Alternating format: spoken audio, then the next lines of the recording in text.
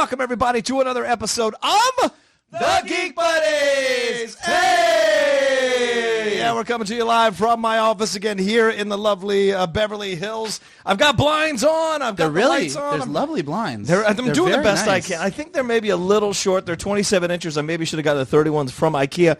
But I'm doing the best I can here. I think you guys are visible. You can see you. I'm happy. Yeah, we're all a little. The next step may be getting another camera that can actually do a little more of a dark frame and put it. But I can adjust the color of this once I get into iMovie. So I'll darken this up once we get into iMovie because Lord knows we all are a little too bright right now. But we'll figure it all out. Before Michael got here, John was running through all the functions that the camera could do. We had the fisheye lens. We were in black and white at one point. Maybe we should dress up old-timey and do a black and white podcast. Oh, God. Come on. You're way too excited about that. You got to do the sepia tone. Got to do it sepia tone.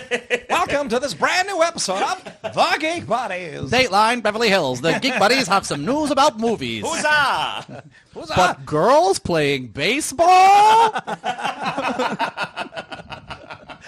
I like it.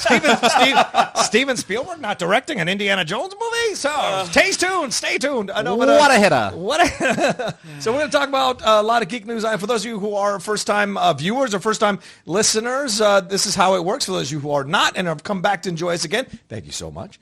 But each one of us is going to talk about a geek news item, and then we're going to go to a little bit of a mini break and then jump into our main topic. But first, let's introduce ourselves. Hi, I am John Rocha. I am the Outlaw. I am a writer, producer, and host over here at Outlaw Nation and on the Geek Buddies, one of the co-hosts. I am Michael Vogel. I am a writer and producer of animated TV shows and movies, and I am the in-law. I don't know what that means. I wanted to be something. Yeah? You're like, I'm the outlaw. I just wanted that name. I appreciate that. I'm going to keep workshopping it. I'm going to workshop it. You got a lot. There's got to be a pony name for you. I don't have a pony name. I have a pony. There's a pony that's me, but I don't have a pony name. He's got bananas on his cutie mark. That's me. Are you a banana fan? No, but I used to... Story time. Sometimes at Hasbro, when I would be giving notes or I'd be like talking about things where I would get upset about things that were happening at Hasbro, I tended to use words that one shouldn't use as an executive in other executive company. And so I was trying to find something that I could use, a word that I could use whenever I was like, that is fucking ridiculous. Or, that is... So I just started using the word bananas, but it got bananas. I was like, oh my God. You want to do what with Bumblebee? That is bananas. Oh, my God, this is bananas. And so then, they made a pony of me on My Little Pony, and they put bananas on his cutie mark. And I'm like, okay, guys, cute. Cute. It's real cute, guys. So I'm going to workshop my nickname. Okay. But that's me. I like it. And this is Shannon McClung. I'm an animation writer and a television actor where you may have seen me on 911 and most recently Brooklyn Nine-Nine and The Goldbergs. And I have no law joke right now, so I'm not going to try. You know, there's a wrestler named Goldberg. Yeah. Bill Goldberg. Yeah. Big scary guy. Pretty shocking. Okay. I'm just saying. He's still wrestling. Well, he's like one of those guys. He just doesn't age. He does. Yeah, he looks the same. His beard gets a little grayer. He's actually a recurring character on the Goldberg. Is he really? I didn't know that. He plays the coach. The actor who plays the coach. His name I'm not pulling it right now. Okay. But he plays the coach's brother, and he's often in those tiny, short, little 1980s shorts with the skin tight polo. He's really funny. That's he does a really good job of it. He's a decent guy. I mean, I've seen him host a couple of shows for motorcycle riding and things of that nature. So the fact that he can act, and I tell this to people, I had a fight about this on SCN Live the other day too.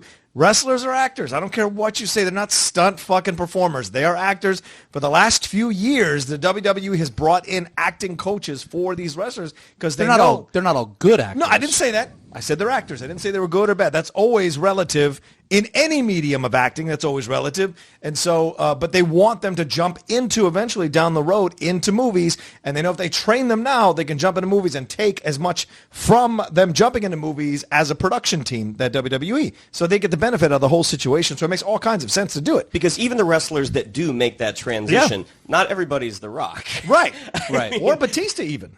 Which is higher fare. Batista does a great job. Yeah. One of the more recent wrestlers that has made the leap, whose name shall go unnamed. Yeah. He's real bad. Oh, yeah. But he keeps headlining movies. He does. So- They keep giving him movies and fire engines and things of that nature. So I did enjoy him in a comedy, though. I did enjoy him in the comedy. I thought that was very funny. I look like I ate Mark Wahlberg. Anyway, so let's jump into our Geek News items here today. Let me start off with this is from We Got This Covered. Apparently there are rumors going around in Hollywood. And, with We Got This Covered, you got to take it with a grain of salt sometimes. It's a website that does at times break stuff, but other times just publishes some wild rumors that don't always come true. But this one seems to be picked up by a lot of the mainstream publications and websites. So they are running with this at least as a commentary. So the idea here is that Alison Brie or an Alison Brie type is what they're looking for to play She-Hulk for Marvel. Jennifer Walters. I think this is going to be a TV series on Disney Plus. Yeah, is that Disney correct? Plus. Right. But they've already sort of said that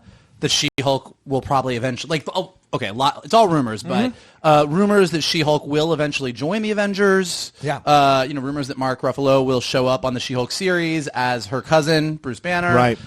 So a lot of rumors swirling around it. And yes, Alison Brie has now sort of been pegged as at least for the past 24 hours or so, looks like they're looking for her or someone like her to be She-Hulk. And we texted about this yesterday, and lots of opinions. There's a lot of different opinions. Varying opinions on this one. What do you feel about this idea? I mean, as an Alison Brie type, Alison Brie is a wonderful performer. She's great. If you're going to go with an Alison Brie type, you could do worse than Alison Brie. That's very true. In terms of, I don't know the character of Jennifer Walters that well, but reading up on it, the little that I did, are we just throwing out ideas right now? Yeah, sure, if you want. Jennifer Carpenter. I think Jennifer Carpenter... From Dexter? From Dexter, yes. I think she has a wonderful awkwardness about her. She's not a tiny gal in terms of just height, but she's a wonderful, wonderful performer. And I could see someone like her sort of making that leap from network TV. She does a lot of VO work. Right. I could see her successfully making that leap. Seeing her and Mark Ruffalo together, I think would be a fun comic pairing. Okay. I mean, I guess, but we can throw out ideas all day long of who we would like to cast in certain roles. Yeah, but what do you think of Alison Brie as this role? I think she's too little. I think... But that's exactly what Jennifer Walters is. Yeah, she's pretty she's thin tiny. and Yeah, tall. but she doesn't transition back and forth between hulking out, right? Once she gets bigger, she's bigger. Yeah. No. No, she transitions? Yeah. Oh, is that right? But she Yeah. stays the Hulk longer than the Hulk. Well, the Jennifer regular Hulk. Walters Yeah. as She-Hulk, she doesn't have... Sometimes she does, but more often she can turn into She-Hulk, and she is not hulked out the way Right. that Bruce Right. Banner is. Like, she's becomes- not she like a doesn't become mindless dumb. monster. Yeah, right. That I So know. there are times that she can stay She-Hulk for a long time, but Right. she does go back and forth. Like, it's not that she turns into She-Hulk and she never turns back again. Oh, Like, okay. she'll be Jennifer Walters, and she will then be She-Hulk. And a lot of the best She-Hulk arcs in the comics deal with the fact that she deals with this idea that She-Hulk is such a popular person in the Marvel Universe and such a good lawyer. I mean, Jennifer Walters is the lawyer, but Right. a lot of people, there was a whole arc where people hired her to be the lawyer because they wanted She-Hulk to be the lawyer, not Jennifer Walters, and she's dealing with that. So the back and forth between Jennifer Walters being Jennifer Walters and then Jennifer Walters being She-Hulk is a big part of the story that I'm sure they will, particularly if they're wanting to cast Alison Brie, that they're definitely going to utilize. Yeah. You know, as much as I really do like Alison Brie, I don't know, I associate her with her Glow role and her Community role so much. I could see that. I would like to see them pluck someone who hasn't been used recently. That's my gut instinct right now. I think we're 5 years too late on Zooey Deschanel as a possible choice. She would have been interesting. Lizzie Kaplan would have been really interesting as a choice as well. Initially, I thought, on the text exchange, I didn't like the idea of Alison Brie because I've seen her play this role 5 million times over the last 10 years. It's been the nebbish girl who finds her inner power. We've seen it happen all through Glow. We've seen it happen through a number of independent films. We've seen it happen all through Community in those random moments where she would step up to Jeff, Joel McHale's character. And so we've seen that happen a number of times. Now, that doesn't mean she can't do it again. Lord knows Tom Cruise has made a whole living out of doing essentially the same actor for every movie, or the same character for every movie. Denzel too. People don't want to say that, but Denzel too. So those are the things that are possible, but I don't know if she necessarily comes to mind. Now, that being said, it's Disney Plus, right, which is a streaming service. Like Netflix is a streaming service. So to me, Alison Brie's really killed it on Netflix. So the possibilities now in my head that she could kill it on Disney Plus change if you leave it on Disney Plus. I was looking at it as a feature film, and I don't know if she'd be the one for the feature film, but a Disney Plus series would work. If she's on the Disney Plus series and She-Hulk is going to be in the feature films, right, she's the one who's going to be in the feature films. Absolutely, like, these are, but as an ensemble, not as a lead. Necessarily as a She-Hulk movie. Right. That's my point. I think it's great. Okay. I love it. I love the casting. I think she's perfect for the role. I would say I probably am more familiar with Jennifer Walters than the two of you are. Mm-hmm.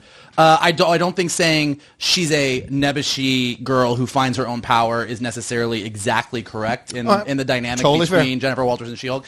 And I have a friend who worked at Marvel, and we talked a lot about Marvel and the way they handle casting versus the way that like DC, for example, handles casting. Right. And one of the things when you look, and I think one of the things that they do look at and think about, because in the world we live in, this is important, is they're looking for those people that are going to represent that Marvel brand on and off screen. They're looking for those people that are going to, they go personality first, like who's the right personality, who's the right vibe, who's whatever. And Alison Brie, through her social media, through Community, through Glow, she has that sort of geek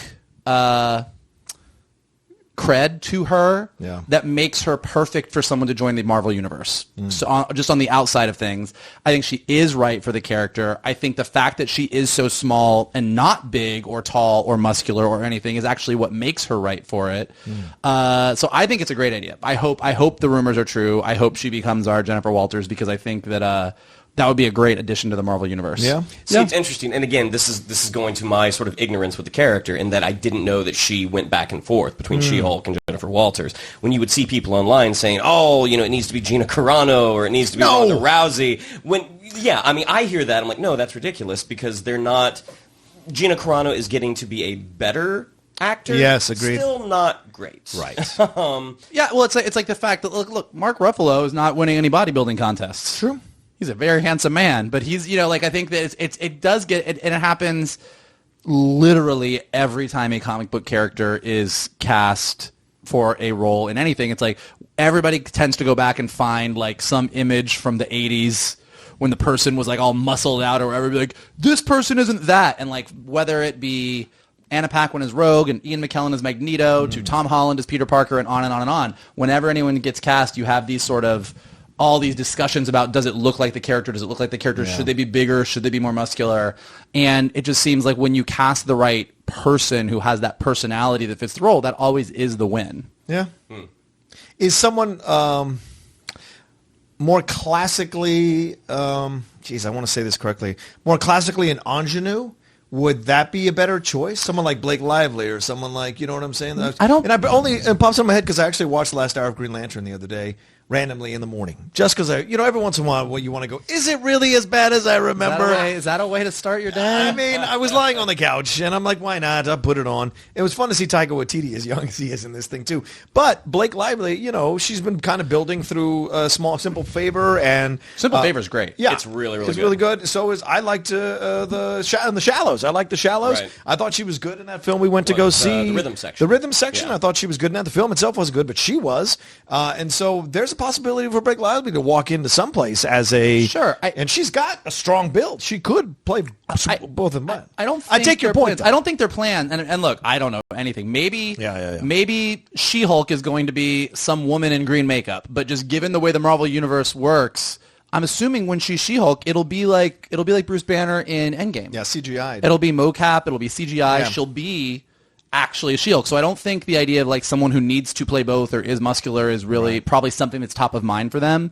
I also think ingenue's not really the right. Jennifer Walters is She-Hulk herself. She-Hulk / Jennifer Walters is a quirky, weird, funny corner of the Marvel universe. And maybe that's what I meant. Quirky and weird instead of nebbish. So that's fair. Yeah, absolutely. But I think like with Alison Brie, when you take her role in Community and her role in Glow, quirky and weird really, those are two of the top words that come to mind. You can't deny that. That's absolutely true. Even in her role in Community, which could have very easily just been this gee golly wow, I'm like a good kid and I don't ever want to get in trouble. Like she brought more to it. Yeah. Like I think she did. So I'm super on board with this, and fingers crossed that these rumors turn out to be accurate. One quick thing: is there any fear that she's she's with Dave Franco, who is of course the James Franco brother? Is there any concern to that? You talk about wanting to have both in front of and behind the camera, kind of a thing where she's got a positive image to put forth as being connected to Franco in some way.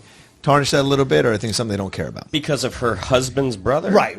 I wouldn't. Is that too far of a stretch? I think that's a big stretch. All right. It's just something to think about. To me. Yeah. Yeah, I'm not saying it's true. I'm just throwing it out there. All right, what's our next thing? Our next thing is big news in the Star Wars universe. Pretty cool stuff. Not movie related and Sorry, not JG. TV related. We're talking Star Wars. Yeah. we do talk a lot Star Wars. We've had some friends who've been like, can we have an episode where we don't talk about Star Wars? Sure. And we'll stop talking about Star Wars when there's not Star Wars stuff to talk about. When they stop making news with it. So big news in the past day, Star Wars / Lucasfilm announced that they are starting a brand new initiative. It is the High Republic Initiative. They are taking an entire new section of the Star Wars universe, and through comics and publishing, through children's books, young adult books, they are building out this new section that they are calling the High Republic. So we know fans of classic Star Wars and the older stuff, everybody loves the Knights of the Old Republic, that section of Star Wars, which is sort of the beginnings of a lot of the stuff that we've come to know as Star Wars. Obviously, from the prequels through the Clone Wars, through the Skywalker saga itself, we know that part of the Star Wars universe. This has sort of been touted as like the pinnacle of the world of Star Wars, where the Jedi were at their pinnacle, the Jedi were at their most heroic. A lot of like big, huge world-building things. A brand new threat that I think are called the Nihil. Nile. That are this brand new threat that the Jedi are afraid of. So it's a really interesting, bold move from Lucasfilm. They've made it really clear that this section is not currently tied to any of the movie stuff they have in development. So this is not a precursor to, we're going to introduce the High Republic and then the High Republic is going to be the next Star Wars series. There's still a lot of rumors that it'll be Knights of the Old Republic or what they're going to do. But I think it's really interesting. I think one of the things that's personally, I'm excited about this. I think it's cool. If you're going to give me a bunch of new Star Wars books to read, I will read them. I think it's kind of cool. I think that originally when the prequels came out, that was supposed to be, here we're going to see the Jedi at their height. Look how awesome they are. But because they were being duped by Sidious the whole time and the Jedi Temple was kind of flawed and problematic, I think they've realized that, let's go back a little earlier and see the Jedi when they were really, really cool. And Star Wars is a world of lightsabers, and I don't know what's going to happen in the post-Skywalker saga universe in the movies, but Jedi will be pretty slim or just being developed again. So I think it's kind of a good idea to go back to this era where we can see just badass, super cool Jedi at their height. Yeah, in the announcement video, some of the writers talked about the Jedi Knights as the Texas Rangers. Which I really wish they had not said Texas Ranger. Why? I think it's a really cool idea, except now I'm just thinking of Matt Damon, Mace Windu, Texas Ranger, Walker, Texas Ranger. I was just thinking of That's ridiculous. I'm just thinking Matt of Damon a really in True Grit, where they made fun of him the whole time for being a Texas Ranger. But yes, about you, Texas Rangers. That is ridiculous. I'm just saying, But I love the idea that the galaxy itself is not as expansive as it was. That there are sort of these outer rim areas where the Nile, who are they're talked about as sort of like the Vikings, sort of these guys who believe in nothing. What do they say in the video? They said that the Nile's philosophy is you can't take it with you, but we can take it from you. Take it from you. Makes sense. They're Nile, Donnie. They're Nile. Instead of nihilists. There you go. I think it's super cool. I mean, and I think it's a really good idea to sort of open up this unexplored corner of the Star Wars universe for some fans who are maybe a little burnout on what we have seen already. Yeah. I think I agree 100% with that. What do you think about it? I like it. I love this idea because, we've kind of explored this idea of redeeming our darker characters with Vader at the end of Jedi. I certainly saw that at the end of Rise of Skywalker with Ben Solo. We've enjoyed The Mandalorian, who's kind of walked both sides a little bit. He was a bounty hunter. It's nice that he's all cuddly over a damn baby. But before that, I'm sure he was killing MFers all over the universe in brutal ways. So you can kill a bunch of motherfuckers and still love a baby. You can. It doesn't mean, but you don't get discounted for killing all those motherfuckers just because you can hug a baby. It's all a balance in the life. I'm just saying we've enjoyed these darker characters. So I think this is a smart move because we go back to falling back in love with the good part of Star Wars, the good, the symbols of good in Star Wars, the Jedi, the idea of what the Jedi wanted to do, right? All through Clone Wars, we had that issue with Snaps and Ahsoka Tano, and we've questioned the Jedi. Snips. We've questioned the Jedi Council. We've all done all these kinds of things that we've done, and now this is a way of going, you know what? Let's go back to something that's a little more pure, a little more enjoyable, a little more fun. And you know what's going on in the world with so much darkness in the world, no matter what country you live in, it's nice to maybe do something old school, which is have a classic good versus evil type situation. I don't think it's bad. I do think it's interesting. It's called Project Luminous, right? That's what it's called. It was called Project Luminous, which was like their code name, and now right. It's just like the High Republic Initiative. Gotcha. I do think that I do find it interesting. It's such a big thing for them to do. It really is. And it's really massive cool. undertaking. It's really cool that they're doing it in publishing. It's a really exciting thing. I agree with everything you said about if you're a little like it's just nice to jump back into the Star Wars universe again with just sort of like it's just all fresh and new. Yeah. Don't know what we're going to get, but it's going to feel like Star Wars, and that's exciting. I do think whether or not they're planning on doing a Knights of the Old Republic movie and sort of fleshing that part of it out, or what's going to be happening post-Rey, post-Ben Solo in the Star Wars universe, I think it's nice to introduce... Star Wars has always done a really good job of telling a non-linear story and filling in their timeline. Yep. It's always fun to be able to go back. Clone Wars Season 7 has just premiered. Shannon texts me every 5 minutes as he's catching up on Clone Wars, just shocked at how good it is. It's super frustrating.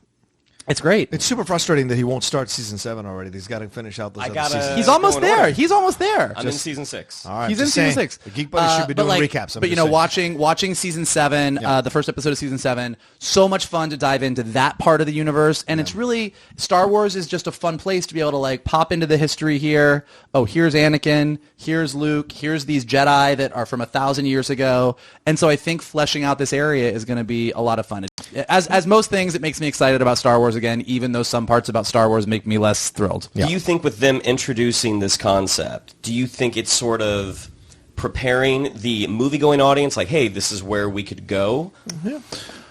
I think that if people like this, I think if people are into the High Republic, it is definitely an area where either A, they can go, or B, and more likely, things that happen in the High Republic publishing stories, whether it be this new Nihil or however you say it, or certain Jedis that really take off in popularity, that then, you could really easily see a world where a post Skywalker saga story where Rey or brand new Jedi discover artifacts of the Jedis of the High Republic, or there's tie-ins in a new trilogy that tie back to the High Republic that sort of satisfy you if you were a big fan of that in publishing. So I think it's just adding to the universe as they're preparing. What they're really clearly doing is trying to figure out what a Star Wars universe is without Skywalkers. Yeah. Well, without Han Solo, without Leia, without Luke, without these characters, how do you sustain this universe and keep people engaged and excited when it's not these specific characters that we've grown up loving? Yeah. Well, and you've also got something to factor in this idea of, you got this, was it Dillard? Was that his name, DJ Dillard? The gentleman who was the rumored to be announced for a new Star Wars the director movie? of Slight. The director of Slight, yeah, I think it's Dillard or something like that. But they announced that like the day before they did the Project Luminous announcement. So to me, that's kind of might be tied in here that he's going to tackle one of these movies once they decide to do movies in this particular initiative. So it'll be fun to see what he creates and as long as he's given his freedom to do what he wants to do with the damn film, it'll be fun to see what he can create. Freedom in a world as big as the Star Wars, freedom in the Star Wars universe, the Marvel universe, the DC universe, the Harry Potter universe is a relative term. Sure. You can have freedom, but you're still going to have to adhere to what color in the lines. You're coloring within a box. Right. Just make sure the box is pretty big. That's all I'm saying. I mean, but also make sure the box makes sense. Well, sure. Of course. Always make sure the box makes sense. This is a hexagon. This isn't what I asked for. Is this a parallelogram? What is that, a Last Jedi? I didn't ask for that. How just joking. dare you. I'm just joking. No, I'm excited. And I was one of those nerds who would pick up every Star, from the Timothy Zahn books on. Oh, yeah. I loved picking up the Star Wars book. I loved like A New Adventure. I love the Star Wars books that are coming out now. I read, not all of them, but I've read a lot of them. And so bring more Star Wars books. I'm in. I love Lamp. All right. What's our next? Bring it on, Shannon. You guys, it has been a big 2 weeks for the long talked about Indiana Jones 5. So 2 weeks ago, On the Ellen show, Harrison Ford was out promoting The Call of the Wild. He sort of dropped a bomb saying, yeah, we're going to start shooting it in like 2 months. No one had really heard this. Yeah. We had known that it had been in the works. They had talked about it releasing in 2019, then 20, then 21. Then just a few days ago, or it was released a few days ago, Harrison Ford was on the press tour for Call of the Wild, and I think his name is James Kleiman, who works for a site called Hey You Guys. Yes. And Harrison Ford basically said, like, listen, we want to make sure that we're going to kill it. Like we look at what Marvel has done. We just want to make sure that we kill it. So we have a few things to kind of work out, but we're going to kill it. Yeah. Today, I think it was in Variety or The Hollywood Reporter, it was announced that Steven Spielberg will not be directing Indiana Jones 5. That's that massive. He is taking a step back. It is rumored that James Mangold of Ford versus Ferrari and Logan fame could be in negotiations to take over the director's chair. You guys, oh man, I got thoughts. What are yours? I couldn't be more excited. I love this idea because you know what? If you're going to do an Indiana Jones that maybe is the last ride of Indiana Jones, and that's what they should call it, the last ride of Indiana Jones. If you're going to do it, This is a Fast and the Furious movie now? hey, he Vin just Diesel did. shows up, he's like, let's find some treasure. A quarter of a mile at a time. Get on that horse. I mean, he just did Ford versus Ferrari, so why not? It's possible. But if you're going to do the last ride of Indiana Jones, then why not have a director who's already shown you how he can stick the landing with an older character like Logan? And certainly direct action in such incredible ways like he did in those Wolverine films and in Ford versus Ferrari. He's a fantastic director, up-and-coming director. A lot of people, there's people putting a lot of respect on his name. And the truth is, Crystal Skull, people hated Crystal Skull. And Spielberg directed that piece of crap, so people hated Crystal Skull. You know what? My brother said to me the other day out of the blue, Yes. Crystal Skull's not a bad movie. Oh, boy. I kicked him out of the house. You should. You should. And throw his Green Lantern DVD right after. And take this with you. And take this with you. Hit the bricks, pal. No, I mean, so you go, well, do I really want an old director directing an old actor to like end this thing? No, I want to have a little new life, a little new approach to the character. I think Mangold, if you're going to take a chance on giving a director a franchise like this, Mangold seems to be the right choice for me at this time, in this moment, with this actor, where this actor and this character is at age-wise in the franchise. What was the last movie Spielberg did? Was it the BFG? No, The Post. The Post? No, I did like The Post. He did one more after The Post. Yeah. didn't he? Yes, he did. I love Steven Spielberg. Okay. I've always loved Steven. Steven Yeah. Spielberg literally was our child. I mean, Yes, like literally our childhoods were Steven Spielberg. Mm-hmm. Steven Spielberg reached a point where I think Steven Spielberg no longer loved directing Steven Spielberg movies, in quotes. Like there was a point, like post Jurassic Park, Yep. where Yeah. the spectacle movies, the special effects movies, the wild amusement park ride movies that we came to love growing up as Spielberg movies seemed to be phoned in more and more. Yeah. And he was interested in other things, which is his right to do. Like, out of all the Spielberg movies I've seen in the past few years, I loved The Post. Mm-hmm. But that's not what I would call a quote-unquote Spielberg film, Right. if you know, if, like by those terms. And to Johnny's point, Kingdom of the Crystal Skull does not have the shine on it of the original three. And I will say three because I love Temple of Doom. We can all fight about that another day. But I love all three. For different reasons, I love all three indie movies. So, you know, what about Spielberg recently makes you think, particularly after Crystal Skull, that he would have stuck the landing on Indy 5? Well, I don't necessarily think he would have. Okay. I don't think continuing the series with a 77-year-old Harrison Ford, I don't think it's a good idea personally.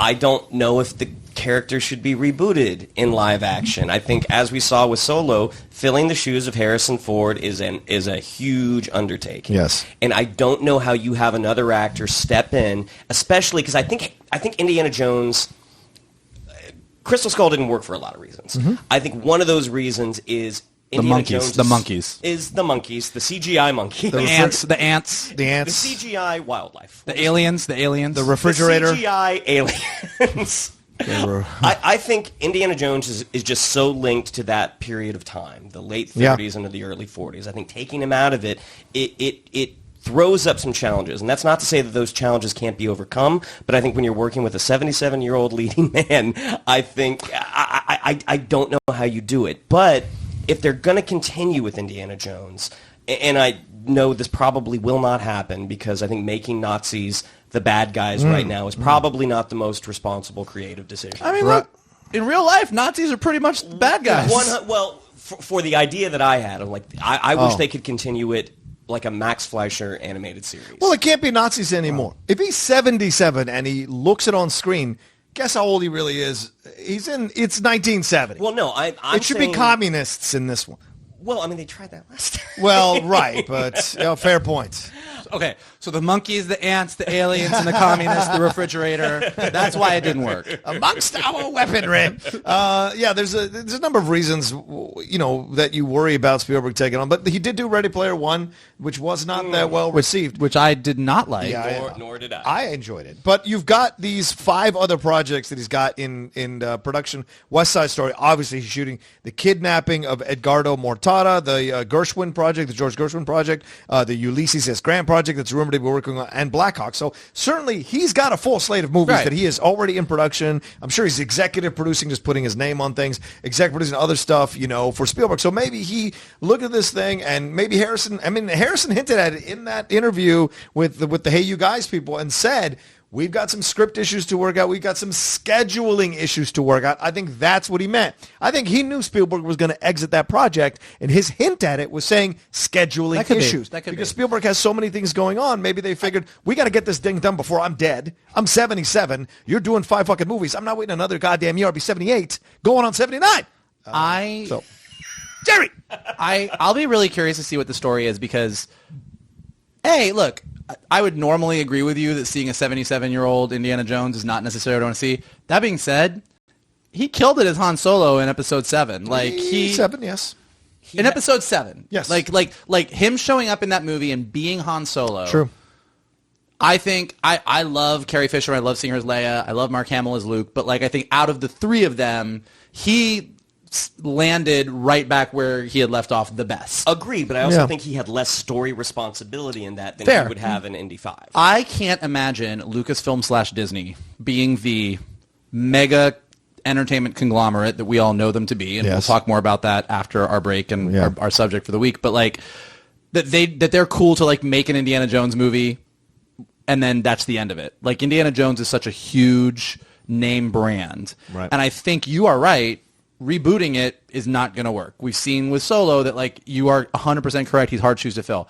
I think with Indy 4, they had the idea that they were going to hand the franchise off to Shia LaBeouf. Oof. But then Shia LaBeouf went Shia LaBeoufy. Yeah. And they were I heard rumors. I don't know. I have no idea if this is remotely true, but I had heard rumors that Steven Spielberg even took Shia LaBeouf aside at one point and was like, you could be the future. We are handing it to you. You need to get your shit together. Yeah.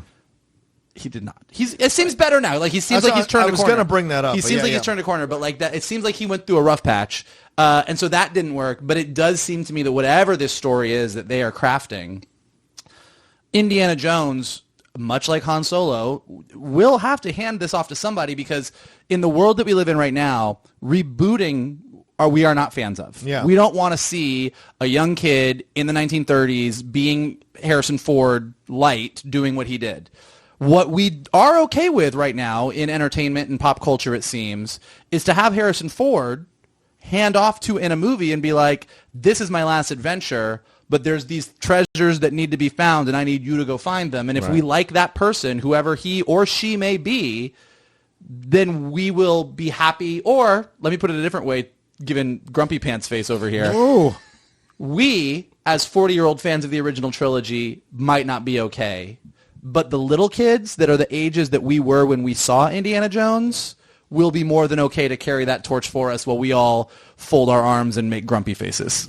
Whichever solution presents itself, whether it be handing it off or Mangold coming in, I hope you are both correct. Yeah. Oh, it's Rise of Skywalker all over. Oh, is that what you think's going to happen? No, it's when he was like, the shine is off Star Wars for me. I'm not excited. And then when I was really disappointed, he went. I don't believe this happened. You pulled a Kalinowski. He twisted his mustache. You pulled a Kalinowski. I told you, champ. I don't believe it happened. The theater was dark. Our showing started an hour late. I was not going to hang around to talk about a movie I didn't like. Oh, he left.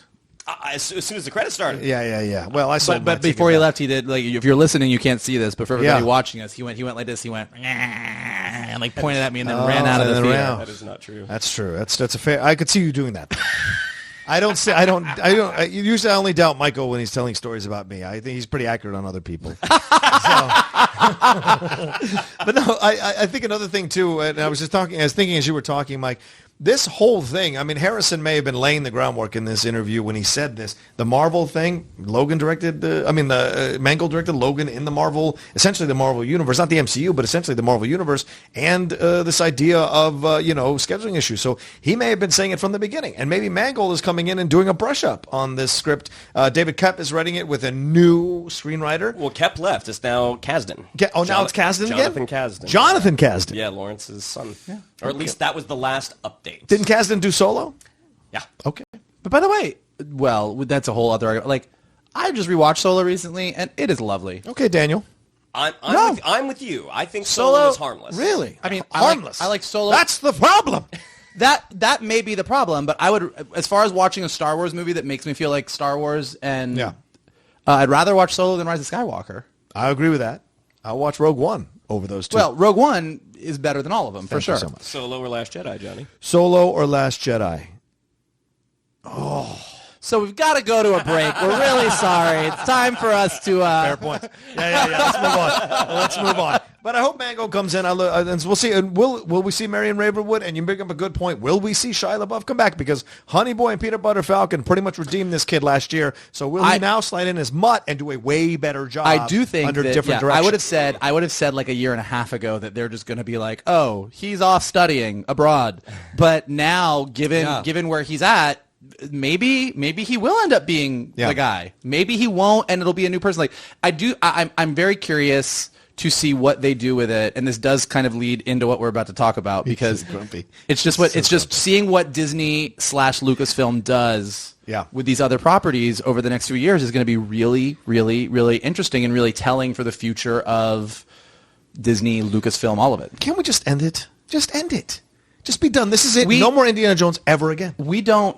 Go ahead. I was going to say, for all of our listeners that have not seen the animated Raiders clip that an artist did on, with his own, off his own dime. We'll post it on the Twitter. It's really good. That is what an animated Indiana Jones series could be. Okay, I'm cool with that. But in a world of brands like this, you're right. Like you're right. Indiana Jones would never just be an animated brand. It's just right. I love Clone Wars and Rebels and Resistance and all the Star Wars shows.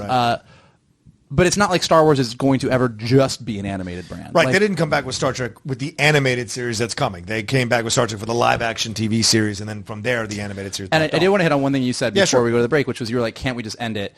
Eventually, we're going to get to a point in pop culture where we do just end it. We are not living in that time, but we are not living in that time right now. That's why the Brits are great. The Brits do their shows, 3 episodes, you're out. Sure. I mean, only the rare shows. You say that, and yet... We do our spoiler reviews on Picard, and we are sure excited to see him again. Sure, it's Picard.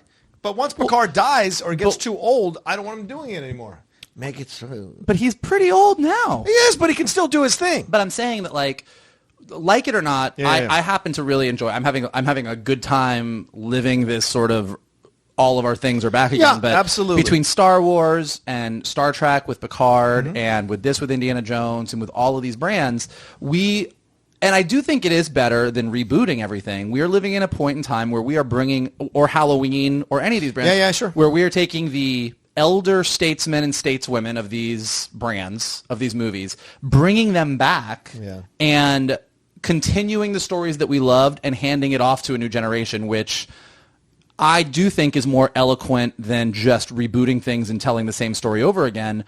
I also think that this is where we are in pop culture right now, and it's not going to last forever. To your point, at some point, everyone's going to be like, we just need new shit, end this stuff. Yeah. And that will happen. But for while we're doing this right now, I'm on board with it. I think if Mandalorian hadn't been successful, they were going to shutter Star Wars. Like, just close this thing down for a little bit and then come back. They were not ever going to do that. Really? They've spent way too much money to do that with Star Wars. That's fair. $4 billion. Well, we'll talk about all of that. Speaking of Star Wars, we've got some comments after the break for our main news topic, which has to do with Bob Iger stepping down. We're going to cover all of that right after this. And we're back. Well. Let's just jump into this. Mikey, you're the executive on this panel. Please speak about what just happened. This is such a massive shock. It's actually funny. We were texting each other yesterday, and we were trying to decide what the main topic for this week was going to be. And we were kind of, there's not a lot of things going on. Maybe we'll talk about this. Maybe we'll talk about that. And then this news dropped that Bob Iger, very, very suddenly, very out of the blue, was stepping down as CEO. And Bob Chapek, who was the head of Disney Parks, is stepping into the role of CEO. Iger's still going to stay on the board, and he's still going to remain involved in the creative endeavors of Disney through 2021. So through this year and next year, he's still overseeing that stuff. But kind of, took everybody in the industry completely by shock. Nobody thought this was going to happen. Back before Iger kind of led the charge to acquire Fox, there was talk of him stepping down as CEO. He's been doing it for 15 years, I believe now. And there had been talk about it, and then when the Fox stuff was happening, he was like, well, I'm going to stay on, and they sort of re-upped him. But so there was, it's not that he was going to remain CEO forever or whatever. He's been there quite some time, but it's less that he is stepping down as CEO that was the complete shocker, and more just the out of left field, holy shit, what's happening? We have a lot of friends who work in the industry, and we worked in the industry, and we're texting with people who are at work, who are at Warner Brothers, at other places, where they were like, we're in a room right now with executives and everybody is just floored. Nobody saw this coming. Nobody understands why. And normally when something happens this suddenly, there's lots of, is it a sexual harassment thing? Is there a scandal? Is he sick? And thus far, none of those things seem to be the case. But it's still sort of a shocking turn. And for people who don't really know the industry, who are like, well, okay, so a CEO of a big company is stepping down. Why is that important? Here's what Bob Iger did in his time as CEO of Disney. Break it down. He purchased Pixar. Yes. He purchased Lucasfilm. Mm-hmm. He purchased Marvel. Yes. He launched ESPN streaming. Yes. He purchased Fox. Mm-hmm. And then he launched Disney Plus. So the Disney that we all know now, which some people love, some people hate. I would say that as buddies, we are generally on we mostly like Disney. Yes. But the giant entertainment monster that it is now, that owns, I forget what the percentage is, but between Fox and all of their big brands, it's like 60%. It's like a significant percentage of the landscape of just entertainment. Period. He's responsible for that. Like if you actually watch on Disney Plus the Imagineering documentary, that sort of goes from Walt starting the parks all the way to Iger taking over. Which is a fascinating show. Which is a great show, and everybody should watch it because I've watched it twice all the way through, and it's awesome. But one of the big things, and Iger has told this story, he tells the story in his book, he tells the story in a lot of other places, and this is just to give a little bit of context on why Iger is kind of like so important, and then we can discuss where we think it's going to go from here. But Michael Eisner and Steve Jobs, not on good terms. Like the Pixar-Disney relationship had very much soured. Disney had the rights to make sequels based on Pixar movies, and they were in development on sequels to Toy Story and Monsters, Inc. and stuff. Which were like direct to DVD. Yes. Or a couple of them were even going to be features, but like Pixar was shut out. Like they weren't, like the relationship had soured, and Bob Iger tells this story that when he took over as CEO, he went to the parks and he was watching one of the Disney parades, and he realized that aside from like two characters, everyone in the parades was a Pixar character. And he realized that was a problem. And so not only did he sort of manage the bringing Pixar back into the fold, he also very wisely, at the time, lots of Me Too issues beside that, but very wisely brought John Lasseter and Ed Catmull in to run Disney feature animation. Yep. And so not only did Pixar become like a solid part of the Disney empire, the Pixar team came in and really revived Disney feature animation and kind of sent us into this new era of the Tangleds and the Frozens and the Wreck-It Ralphs and the Zootopias. And so he was largely responsible for that. The idea of buying Marvel and buying Star Wars for Disney is like such a foreign concept. It's so huge and it's so ridiculous. And he saw that and made that happen. And so I just think that from an entertainment standpoint, we would not have the Disney landscape that we have today were he not the CEO. And so given all the things that we talked about, I mean, our Geek Buddies topics were Indiana Jones, the High Republic, and She-Hulk, which is Disney Plus. So, most wasn't on purpose. most of Geek News right now surrounds Disney stuff, and Iger is responsible for that. So what does this mean? Why do we think this happened? What are our thoughts, if any? And where do we think this is going to go with Bob Chapek taking over and Iger stepping down? Well, I mean, it's interesting because he put off retirement 4 separate times now. And look, Iger's only 69. This is where most this is where most people retire. 65, 69. Oh, Jesus. All right. 69, dude. There it is. All right. For the kids in the audience, I apologize. But yeah, that's 69. 69 is a good time. But listen, Chapek's 69 is a good time. Hey-oh. All right. Chapek is 60 years old. And so he's only 9 years away from Bob Iger, but here he is stepping in. He's worked for Disney, I think, 27 years. And you're right. What you say about Iger is incredibly accurate, Michael. If you look at the stock price, when he took over, it was $28 a share, or $26 a share. It's $128 as of yesterday. Wow. And that is an incredible thing to do, to bring that much profit. And the thing about Iger is this. He took a lot of bold decisions, made a lot of bold decisions with the money, and he was successful with it. And that's what you need, is someone who leads with a crap ton of money and then understands that he's going to be successful with it. So for him to step down out of the blue that is classic Iger. You didn't expect him to do it. He did it. It's a bold move. He's out. He's still going to stay at the company for the next 22 months. He's not leaving the company, pack up his bags and shit. He's still staying in the company. Chapek is going to report to him because Chapek does not have a lot of experience in movies, in television, or in sports. And he's a theme park. He's a theme park guy, but this is theme also park operations, consumer products. Right, consumer products. And this is what you bring up, Mike, is actually a great point. Direct to consumer. That's what he was really a specialty at. And you saw how Disney Plus exploded over the years. And also, one last thing you didn't credit for is Shanghai Disney. I forgot about Shanghai Disney. Yeah, I did. Launching Shanghai Disney. Yeah, which 11 million visitors in the first... currently closed. True. But in the first year, 11 million visitors.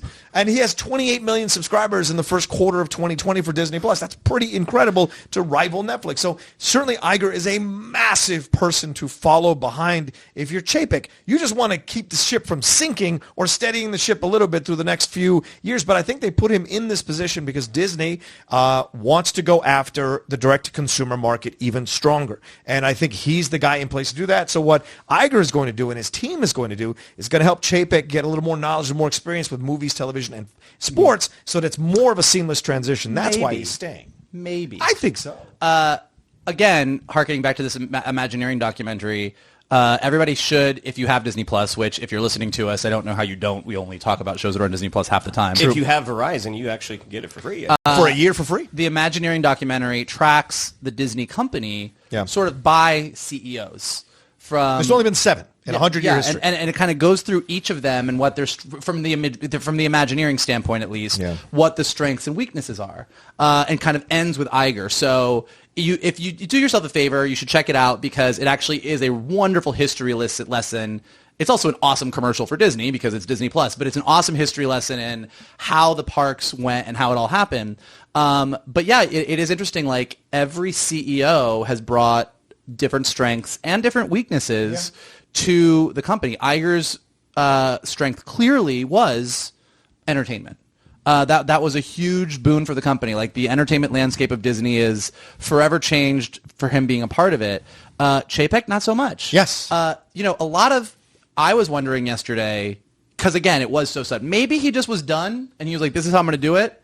Going to drop the mic, walk the building. But, is Galaxy's Edge performing worse than we thought? Are there things happening where it was like, well, I'm going to pull back on this and just focus on the entertainment, which is clearly my strength? Well, they said, not him, but they said that he's going to focus on creative endeavors. What does that mean? I want to see what that means going forward. Look, we've seen executives walk away from high-power positions before and just become producers because they see that they get to go back to what they originally wanted to do anyway, was to make movies. And we see Pascal did that. A number of people have done that. I don't know if Iger would do that. He's so powerful, but why not? And as a producer, you work when you want to work. Yes. An executive, you're there Monday through Friday. If you don't want to do Monday through Sunday, bro. Yeah, there's no day off as an executive. It's a grueling job for sure, especially if you're Iger. Now, okay, so I don't know a whole lot about Bob Chapek. Yeah. I read up on some stuff real quick, and they did talk about his focus on direct to consumer. Direct to consumers. Yep. Now, some of the op-ed pieces I read were, and these are people that are big fans of Disney, are that he tends to be a little bit on the cheap side. Yeah. Yep. I talked to, on Twitter, I was talking to a couple friends that I've made over the years through My Little Pony and stuff who work in the parks in Orlando. And yeah, they're like, just get ready for some cost cutting.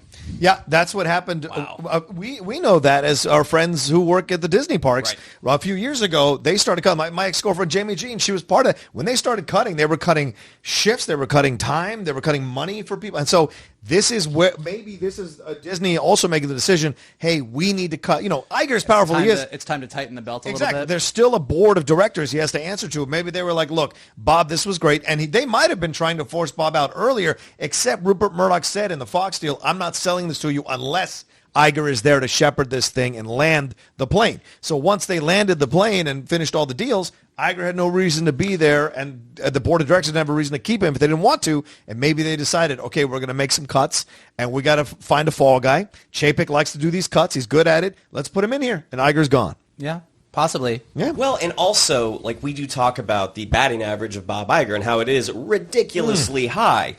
It's not perfect. I mean, It's not perfect. The Lone Ranger, that happened on his watch. True, very true. John Carter of Mars, that happened on his watch. Sure, but like, I think that any CEO of a company or any president of an entertainment studio is going to have swings and misses. No, fair enough. But we were focusing on the big swings Yeah. that we take, and both of those movies were big swings. They were. Had they paid off, But when you fantastic. compare like a giant miss like John Carter of Mars or Lone Ranger to a win like 10 years of the Marvel Cinematic Universe, Sure. it doesn't even it's a drop in the bucket. Also, John Carter of Mars is not a bad movie. I watched it on Disney Plus. I was watching it on Disney Plus the What other is day. happening to It you? is enjoyable. I think they made a misstep in their casting. For the lead? Yep. Okay. Yep. He was not weathered enough to play that guy. You needed someone about 10 years older. Okay. But overall, I think Andrew Stanton's vision of what that world could have been, it's too bad we didn't get a sequel. Yeah. Could be a TV series, though. Could be a TV. Maybe it will be me on ask- Disney Plus. Let me ask you something. Followed by She-Hulk. Allison Brie as She-Hulk. And then this animated Indiana Jones that apparently we want to make. My hip. No, I'm just joking. Something you were talking about sparked an idea in my head as well. Oh, yeah, here it is. You talk about cheap. Now, just as you were talking, it occurred to me, this could be an issue because just yesterday there were all these articles, I think it was on Screen Rant, Cinema Blend, where Feige talked about the struggles he had with Ike Perlmutter when he wanted to bring in diversity into the MCU, that Ike was like against it, Ike didn't like it, and Ike has been reportedly was a very cheap executive and constantly butted heads with Feige about it. And Iger had to play the referee in this situation and guide him through this. Now, if you get a cheap guy coming in as CEO, is that cheap guy is Feige gonna butt heads with this guy as well? That could be a problem. Or is Iger, and this is the last thing I want to say, is Iger in 2020, by the way, this is when Kathleen Kennedy's contract is up as well in 2021. Does Iger slide into Kennedy's spot and just sit there with Feige? Is that a possibility? I don't know. He just wants to hang out with his buddy Ken. That's what I'm saying. I mean, why wouldn't you? You're 6'9", you're rich off your ass. You can do what you want. I would not be surprised if Iger sort of just went, I'm going to go do this entertainment stuff. This is what I love. Like consultant or something, yeah. I mean, also he was looking at running for president. Like, this is a guy who can kind of like the gamut is like, what Iger is going to do post this is anybody's guess. Yeah, this is an actual negotiation. Yeah. like this guy. This guy knows how to make a But deal.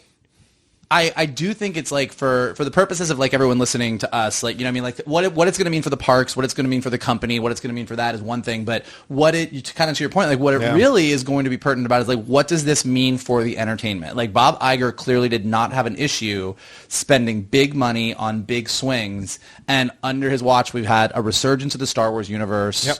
We had the Marvel universe sort of just unfold before our eyes. We've had the issues with Sony and Disney / Marvel that got resolved. Like, there's so many things. Yeah.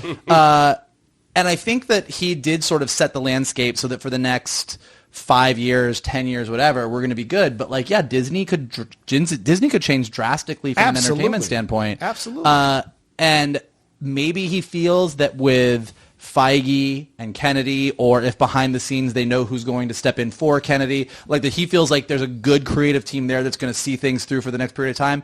Or to your point, maybe he wants to be part of that creative team and doesn't want to deal with the theme parks and the cost reports and the consumer products and everything else. Like, he's just like, you know what, I'm going to go become this guy. So it's going to be interesting to see. Yeah. I want to see Bob Iger showing up on Monday morning wearing a hoodie and a sideways baseball cap. You're like, all right, guys, let's break some stories.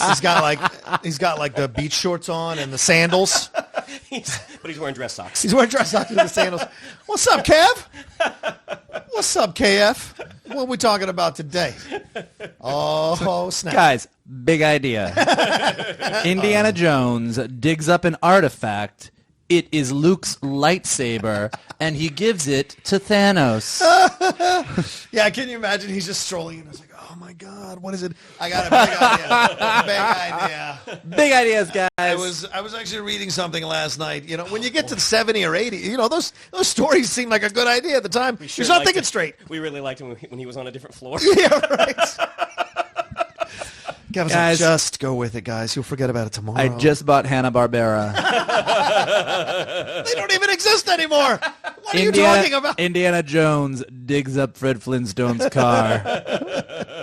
It's gold, guys. I'm giving you gold. Yabba dabba doo, bitches. Boo Boo is his new sidekick. Oh, God. Yeah, Dr. Jones. I just bought Jellystone. It's not a real thing. Oh my God. Anyway, but this is going to be fun. This exploded the industry, and it's rare when you get a story like this that explodes the industry, right? Not even Weinstein getting convicted earlier this week exploded the industry. This is massive because of Iger's footprint in the industry, not just with Disney, not just at Disney, but overall his footprint in the industry. And so we'll see what Chapek does, man. These are massive shoes to fill, to be honest with you.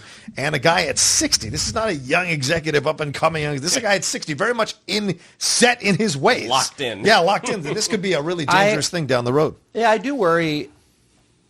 And again, like when Iger took over 15 years ago, I don't remember what my bead was on Iger. Yeah. But like, it does. Like I've seen Bob Chapek talk at like a lot of the D23 events about the theme park. Like he does a lot of the unveiling of like the new parks or the concepts for the new rides and stuff. And actually, when I was a temp years ago at Buena Vista Home Entertainment, he was running that. Oh, wow. But like, I mean, like, yeah, he's been that Disney guy for years. And we do me a favor. I'm sorry, guys. Would you take those two frames off the wall that are reflecting back onto my face, Shannon, if you don't mind? Because that is frustrating the living shit out of me. Keep going, Mikey. I'm sorry. But I do think, like, I don't know that Chapek has like that. Wow. Yeah. I'm just gonna grab Shannon's butt on camera. On camera. Thanks, buddy.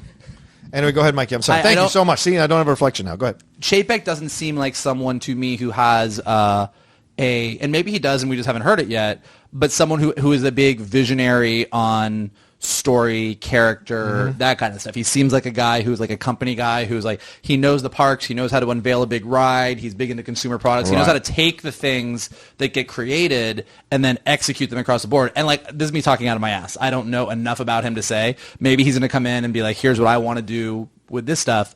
But I do wonder if they're going to end up having someone who's a very strong creative kind of take over, whether it be an Iger or somebody else, be like, whether it be a Feige, you know, like whether it's somebody who's going to come and be that creative lead of being like, here's what the storytelling of Disney is going to be. And then you have a CEO like a Chapek who's like, and here's how we are going to monetize that and put it in the parks and put it everywhere. And here's how we're going to do it for cheaper. For cheaper. Iger's like, what are you talking about? No, this could be possible. And I mean, Iger would, like, Chapek's had a report to him for the next 22 months.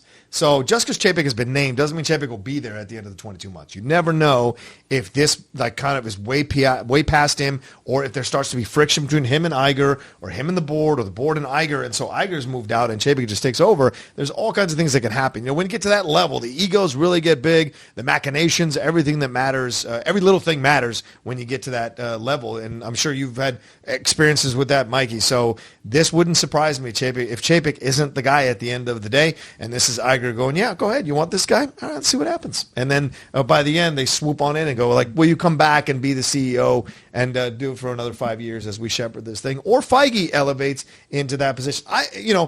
Jonathan Gabay said this first. I want to clarify. I don't want to get in trouble. Gabay said this first, that he thought, our friend, that he thought Feige would be the guy taking over the whole thing. So that is certainly in play. But I think it's really interesting that both Kathleen Kennedy and Iger's contracts were not in 2021, because that speaks volumes about where Disney is going to go next. They're going to start their own thing. Yeah, that's certainly possible. What Look if at Iger, Pascal. Pascal. By the way, you know what the baller move is in all this? Is to turn Disney into the biggest brand in entertainment, leave, take Kathleen Kennedy and a couple other people and start your own thing and be like, in 5 years, I'm going to be bigger than Disney. Yeah. That's the baller move. We're going to introduce our character, Marky Mouse.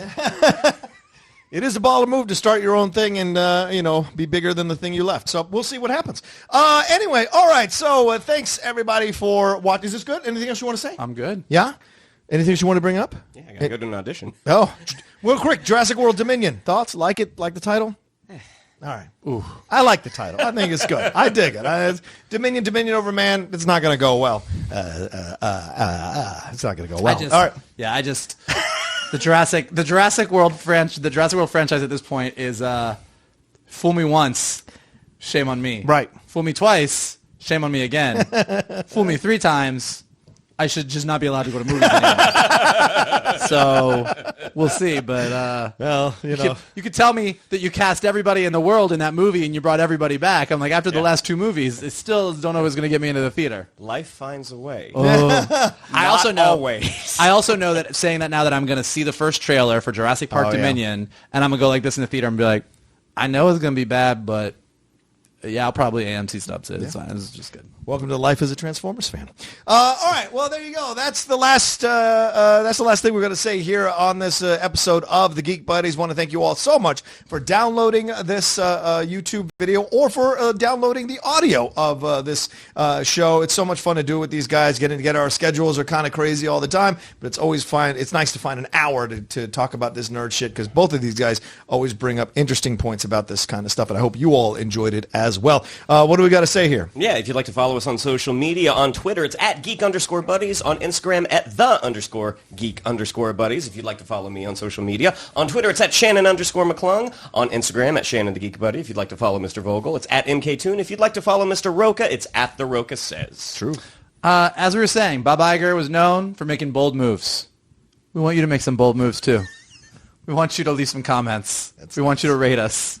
Right below here. Leave some comments right here. If you're on YouTube, if you're listening to us on Anchor or Spotify or iTunes or wherever you are listening to us, leave comments, rate us. The more that you do that, the higher we go up in the rankings, the more people listen to us, the more people join the show. And then just like Bob Iger, we are building a bigger and bigger empire of geek buddiness. Boom! That's the way you do it, ladies and gentlemen. Thank you all so much for listening. Like I said, like and share this video on your social media. Subscribe to this YouTube channel, please, and subscribe to our podcast feed as well. That's a separate podcast feed to give some love to the Geek Buddies. We love you all for joining us, and we will talk to you next week with another brand new episode of The Geek Buddies! Hey!